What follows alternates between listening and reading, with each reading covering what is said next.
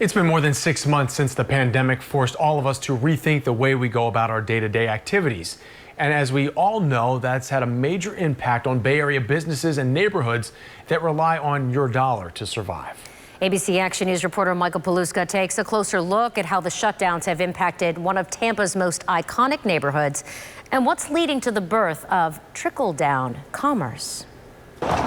Ybor City is such an amazing place. It stands for so many different things. And what we've learned here is that even during this pandemic, they've been around for so long, everyone knows that they will survive.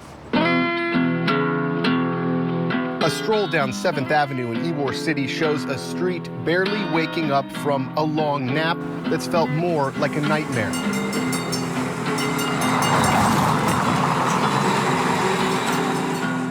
Streetcars ride the rails like ghost ships, oftentimes empty.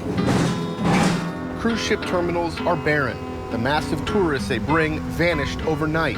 This ship set sail in late February, one of the last voyages of 2020. And major events that bring in tens of thousands of people like the Pride Parade never rolled through the heart of Ybor. Ton of stuff out there and everything that, it's boom, gone. Carrie West is the president of Tampa Pride, a transplant with a deep love of Ybor. This one here's all tiles. Renovating what was a dilapidated 1925 plantation-style home to keep a small piece of the area's history alive. We're lost a lot of businesses, and we don't know how many more businesses we will lose. Founded in 1886 by cigar manufacturers, Ybor City is steeped in history.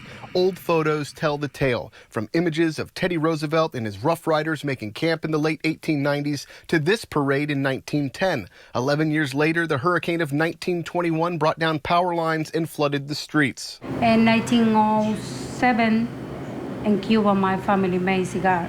That history of place and, of course, cigars is what brought Odelma Matos here. Using techniques passed down through generations to make her store, La Farona Cigars, a success.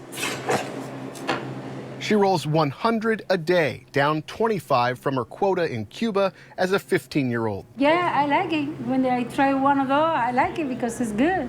It's good flavor. She takes pride in her product and how far she's come.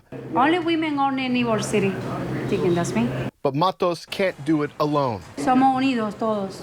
She says the businesses are all united. Someone coming in for a cigar might get hungry later, so she sends them over, and trickle-down commerce is born. It's like my family. New York Pizza like my family because it's good people over there. Our whole community is small business owners. Owner of Crowbar, Tom DeGeorge, feels that connection too. Opened in 2006, his bar's hosted more than 300 touring artists. Since March, the microphone silenced. And every time one of those artists comes into Ybor City, they get to see this unique area to our state. They're taking pictures of the chickens. They're going to get cigars. Our entire community has been decimated. Where in other areas, you don't have such a concentration of businesses like this. So if you're looking for a petri dish that has been hit as hard as possible in this state, it is Ybor City. It's our whole community. Some businesses closed temporarily, others shuttered their doors for good. The owner of Bradley's on 7th and Hot Wax Glass both had the same message. Just come out and visit Ybor, walk the streets, see what's going on here.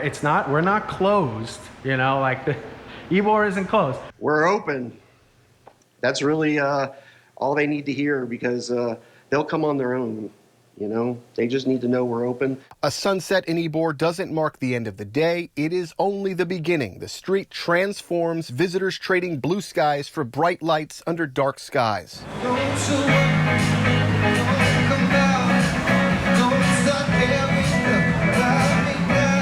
Bars and clubs are back open. Some, like Club Tangra, seen in this video from last week, are still working through the kinks to keep people social distanced in line. Ecstatic, actually.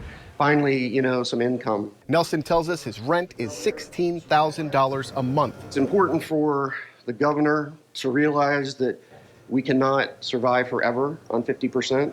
My bills are still 100%. Compared to March, everyone we talked to now optimistic. Matos finally seeing a light at the end of the tunnel. Hay que seguir adelante porque todos unidos vamos a tratar de salir adelante con esto que estamos pasando ahora mismo. Switching back to Spanish, she tells me they have to move forward, and with everyone united, they can get past what's happening right now. In Ybor City, Michael Paluska, ABC Action News.